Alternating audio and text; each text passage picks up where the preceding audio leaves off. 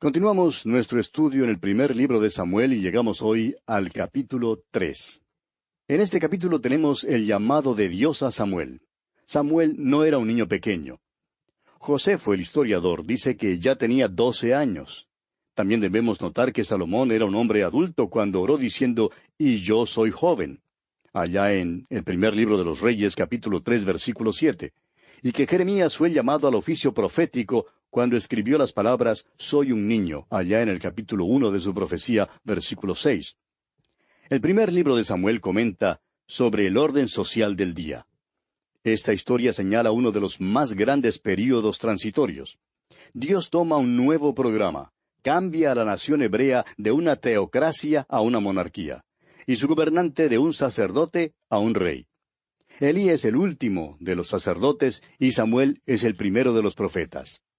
Leemos en el versículo 20 de este capítulo 3, «Y todo Israel, desde Dan hasta Beerseba, conoció que Samuel era fiel profeta de Jehová». Es Samuel quien ungirá a Saúl y a David, los primeros dos reyes. Dios llamó a Samuel 4 veces y creemos que esto más bien nulifica el dicho popular de que la oportunidad viene llamando a la puerta una sola vez. También creemos que refuta el argumento de que el hombre puede volverse a Dios cuando lo quiera hacer en alguna hora libre o desocupada. Creemos que hay un tiempo señalado, y la segunda epístola del apóstol Pablo a los Corintios confirma esto porque dice así allá en el capítulo 6, versículo 2, «He aquí ahora el tiempo aceptable, he aquí ahora el día de salvación». Bueno, comencemos ahora con nuestro estudio leyendo el versículo 1 de este capítulo 3 del primer libro de Samuel. El joven Samuel ministraba a Jehová en presencia de Elí, y la palabra de Jehová escaseaba en aquellos días. No había visión con frecuencia. Una vez más, quisiéramos que usted se fije en la palabra joven. Ya dijimos que Samuel aquí no era un niño pequeño. El historiador Josefo dice que tenía por lo menos 12 años. Creemos que probablemente tenía entre los 13 y los 19 años. Samuel era joven y ministraba al Señor en presencia de Elí. No creemos posible que un niño de 4 años sería capaz de ir de un lugar a otro en el tabernáculo ministrando al Señor. Ahora, este versículo nos dice que la palabra de Dios escaseaba. Dios no se estaba revelando en aquel tiempo en particular. Simplemente comienza a obrar cuando llama a Samuel para servir como profeta. Dios está cambiando el uso del juez y del sacerdote por el de profeta y el rey. El profeta llegará a ser vocero para el rey. Dios en verdad nunca habló directamente a un rey. Leamos ahora los versículos 2 y 3 de este primer libro de Samuel. «Y aconteció un día que estando Elí acostado en su aposento, cuando sus ojos comenzaban a oscurecerse, de modo que no podía ver, Samuel estaba durmiendo en el templo de Jehová, donde estaba el arca de Dios, y antes que la lámpara de Dios fuese apagada». Ahora, era el deber de los sacerdotes cuidar la lámpara en el tabernáculo. Su responsabilidad era echarle aceite y ver que continuara encendida. El sumo sacerdote tenía la libertad de ejercer todas las funciones de los sacerdotes, pero Elí ya era viejo y su vista se había obscurecido, de modo que dejó que la lámpara se apagara. Y leemos en los versículos 4 y 5, «Jehová llamó a Samuel, y él respondió, heme aquí. Y corriendo luego a Elí dijo, heme aquí, ¿para qué me llamaste?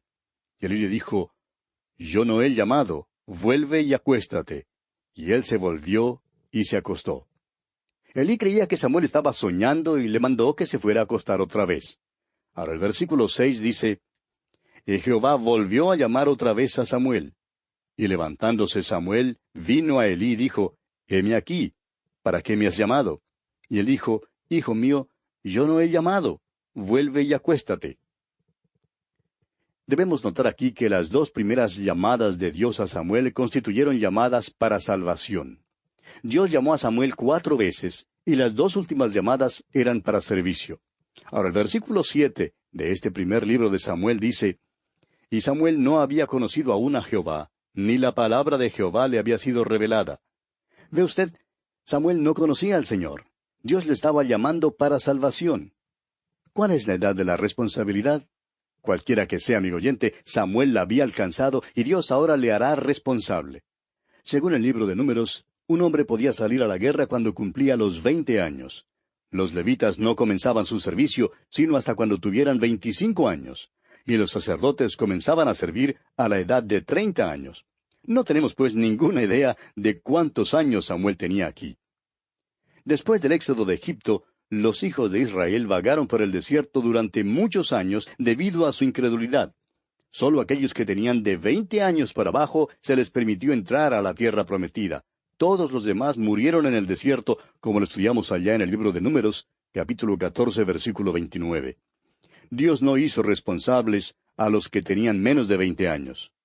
¿Constituye entonces la edad de la responsabilidad los 20 años? Bueno, no lo sabemos. Solamente sugerimos que es más de lo que muchos creen que es. Creemos que Samuel tendría entre 13 y 19 años cuando Dios lo llamó a la salvación. Ahora siempre ha surgido esta pregunta. ¿Habría llamado Dios a Samuel la quinta, la sexta, la séptima o aún la 50ª vez? Creemos de todo corazón que hay un tiempo para ser salvo. Y parece que también hay un tiempo cuando a uno le es imposible volverse a Dios. Cuando Hermann Göring fue puesto en la prisión, en el tiempo de su juicio, y más tarde cuando iba a ser ejecutado, el capellán de la prisión tuvo una larga entrevista con él. El capellán hizo enfática la necesidad de prepararse para el encuentro con Dios. Durante la conversación, Göring se burló de ciertas verdades bíblicas y rehusó aceptar el hecho de que Cristo murió por los pecadores.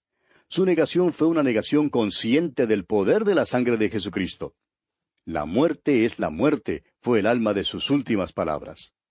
Al recordarle el capellán de la esperanza de su pequeña hija de verlo allá en el cielo, él contestó, «Ella cree de la manera suya y yo de la manera mía». El capellán se sintió muy desalentado cuando se despidió de él.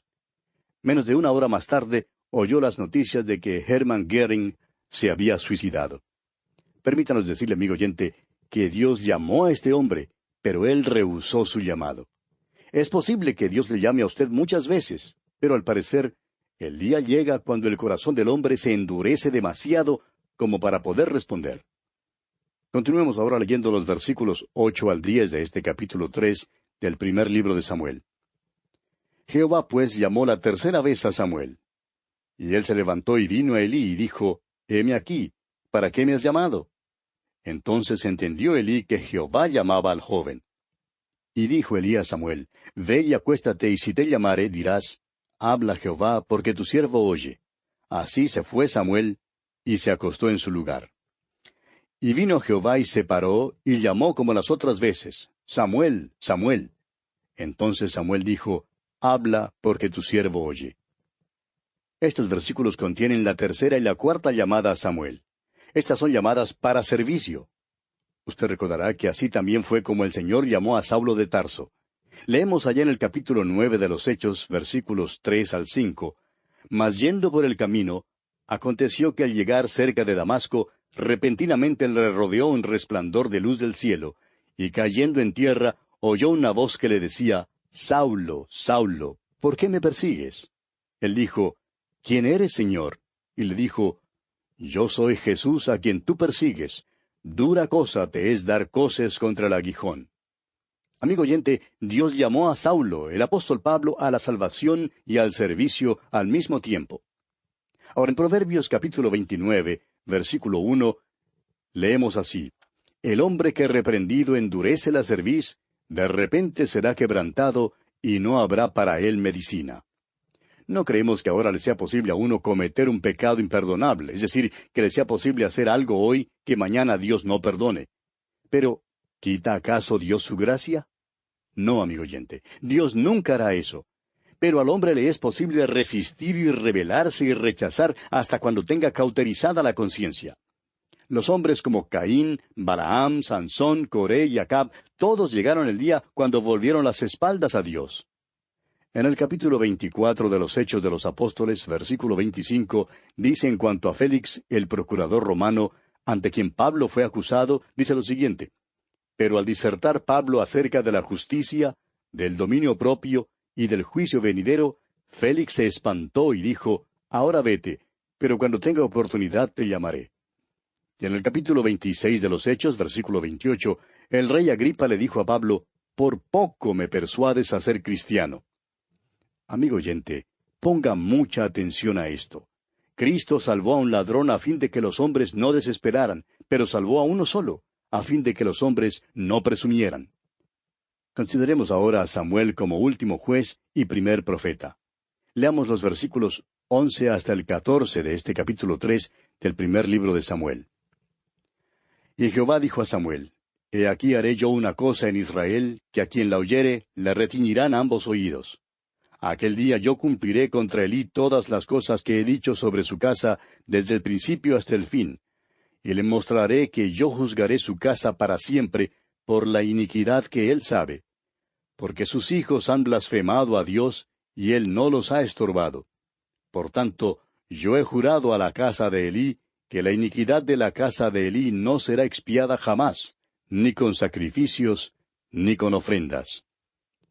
Cuando Dios dice algo, amigo oyente, es lo mismo como si ya lo hubiera hecho. En el Antiguo Testamento tenemos lo que se ha llamado el tiempo profético. Es un tiempo pasado, pero habla del futuro. Dios habla de las cosas que todavía no han sucedido como si ya hubieran acontecido. Cuando Dios dice que algo pasará, pasará de veras. Dios habla a Samuel en estos versículos y le dice que está por obrar contra la casa de Elí. Continuemos con los versículos 15 hasta el 20 ahora. Y Samuel estuvo acostado hasta la mañana, y abrió las puertas de la casa de Jehová. Y Samuel temía descubrir la visión a Elí. Llamando pues Elí a Samuel, le dijo: Hijo mío Samuel. Y él respondió: Heme aquí. Y Elí dijo: ¿Qué es la palabra que te habló? Te ruego que no me la encubras. Así te haga Dios y aún te añada si me encubrieres palabra de todo lo que habló contigo. Y Samuel se lo manifestó todo, sin encubrirle nada. Entonces él dijo: Jehová es, haga lo que bien le pareciere. Y Samuel creció y Jehová estaba con él, y no dejó caer a tierra ninguna de sus palabras. Y todo Israel, desde Dan hasta Beerseba, conoció que Samuel era fiel profeta de Jehová. Todo Israel, desde Dan hasta Beerseba, sabía que Samuel era fiel profeta de Jehová. Ahora, note usted esto. Este muchacho Samuel fue fiel a Elí hasta el fin. No trató de arruinarlo subrepticiamente. Fue a Elí y le contó todo lo que Dios le había dicho. Con esto queremos decir que si usted, amigo oyente, se encuentra en el servicio de Dios hoy en día y se haya subordinado a otro, séale fiel. No nos diga que le es posible a uno ser fiel a Dios mientras es infiel al hombre de Dios que está sobre uno. Ah, cuánto se necesita hoy en día de la fidelidad y la lealtad, amigo oyente. Leamos ahora el último versículo de este capítulo 3, del primer libro de Samuel, versículo 21. Y Jehová volvió a aparecer en Silo, porque Jehová se manifestó a Samuel en Silo por la palabra de Jehová. Ahora, ¿cómo se reveló Dios? Por su palabra. Dios hoy en día no se revela. Dios hoy en día ilumina por su Espíritu las páginas de las Escrituras. Así es como usted y yo, amigo oyente, llegamos a conocerlo, y conocerlo es vida eterna. Y así terminamos nuestro estudio del capítulo 3 de este primer libro de Samuel. Llegamos ahora al capítulo 4. En este capítulo los israelitas son vencidos por los filisteos. El arca es capturada, y Ofni y Finés son muertos. Elí, al oír las noticias, cae hacia atrás y muere. Tenemos también el nacimiento de Icabod.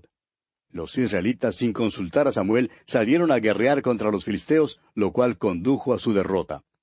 Luego se llevaron el arca del pacto a la batalla, creyendo que su presencia les daría victoria. Esto revela el paganismo supersticioso del pueblo, que creyó que había algún mérito en el objeto mismo.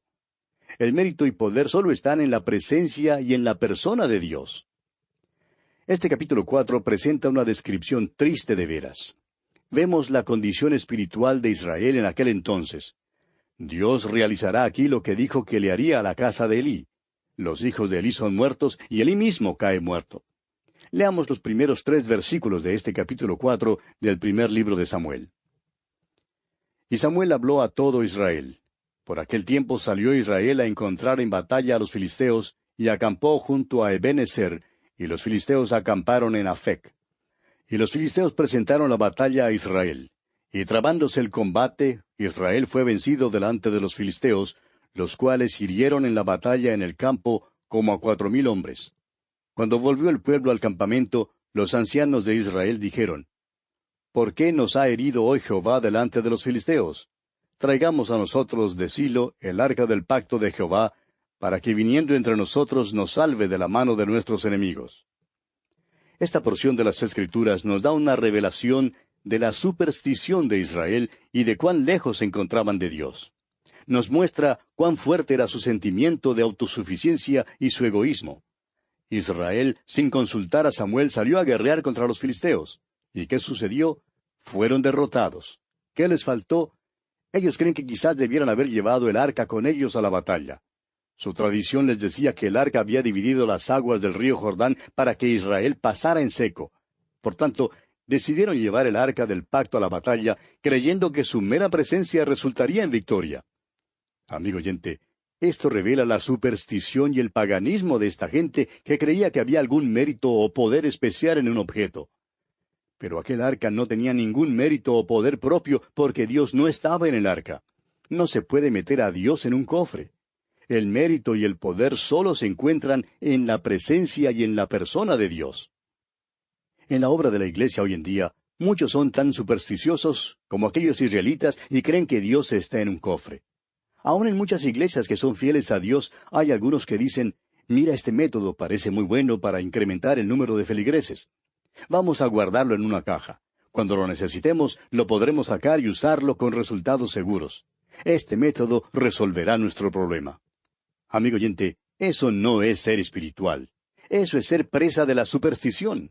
El mérito se encuentra en la persona de Cristo Jesús. Para obtenerlo es necesario que estemos con Él. Eso es lo más importante. Continuemos ahora leyendo los versículos 4 y 5 de este capítulo 4 del primer libro de Samuel. Y envió el pueblo a Silo, y trajeron de allá el arca del pacto de Jehová de los ejércitos, que moraba entre los querubines, y los dos hijos de Elí, Ofni y Finés, estaban allí con el arca del pacto de Dios. Aconteció que cuando el arca del pacto de Jehová llegó al campamento, todo Israel gritó con tan gran júbilo que la tierra tembló. Israel entra en batalla. Mandaron a buscar el arca del pacto en Silo. Ofni y Finés eran predicadores contratados, de modo que veremos que harán lo que les manden que hagan. Cuando el arca fue traída al campamento, los israelitas tuvieron una gran reunión. Creían que se estaban portando de una manera espiritual, pero sus acciones no constituyeron nada más que la idolatría misma. Estaban adorando un cofre y no a Dios. Tengamos sumo cuidado con nuestras ceremonias y ritos en nuestras iglesias, amigo oyente. ¿Adoramos nosotros a una iglesia? ¿Adoramos a un lugar en particular? ¿Adoramos en verdad al Dios vivo y verdadero? Sigamos adelante ahora con los versículos 6 al 8 de este capítulo 4. Cuando los filisteos oyeron la voz de júbilo, dijeron, ¿qué voz de gran júbilo es esta en el campamento de los hebreos? Y supieron que el arca de Jehová había sido traída al campamento. Y los filisteos tuvieron miedo, porque decían, ha venido Dios al campamento. Y dijeron, ay de nosotros, pues antes de ahora no fue así. Ay de nosotros, ¿quién nos librará de la mano de estos dioses poderosos? Estos son los dioses que hirieron a Egipto con toda plaga en el desierto. Los filisteos comprendieron que el arca del pacto había llegado al campamento de los israelitas. Y tenían miedo porque decían, ha venido Dios al campamento. Para ellos, ve usted, el arca era un ídolo. Y esto muestra que los filisteos eran a la vez supersticiosos e ignorantes. No sabían que no había ningún mérito en un cofre. Ciertamente eran desconocedores del Dios vivo y verdadero. Pero este temor al arca no duró mucho, como lo veremos ahora en los versículos 9 al 11 de este capítulo 4 del primer libro de Samuel. Esforzaos, oh filisteos, y sed hombres, para que no sirváis a los hebreos como ellos os han servido a vosotros. Sed hombres y pelead. Pelearon pues los filisteos, e Israel fue vencido, y huyeron cada cual a sus tiendas, y fue hecha muy grande mortandad, pues cayeron de Israel 30,000 hombres de a pie. Y el arca de Dios fue tomada, y muertos los dos hijos de Elí, Ofni y Finés. Los filisteos y los israelitas pelearon, e Israel perdió la batalla. Hubo una gran matanza de los israelitas. El arca de Dios fue capturada, y los hijos de Elí, Ofni y Finés fueron muertos. Prosigamos ahora con los versículos 12 hasta el 18. Y corriendo de la batalla un hombre de Benjamín, llegó el mismo día a Silo, rotos sus vestidos y tierra sobre su cabeza. Y cuando llegó, He aquí que Elí estaba sentado en una silla vigilando junto al camino, porque su corazón estaba temblando por causa del arca de Dios. Llegado pues aquel hombre a la ciudad y dadas las nuevas, toda la ciudad gritó. Cuando Elí oyó el estruendo de la gritería, dijo, ¿qué estruendo de alboroto es este? Y aquel hombre vino aprisa y dio las nuevas a Elí. Era ya Elí de edad de 98 años, y sus ojos se habían oscurecido, de modo que no podía ver. Dijo pues aquel hombre a Elí, yo vengo de la batalla, he escapado hoy del combate. Y Elí dijo, ¿qué ha acontecido, hijo mío?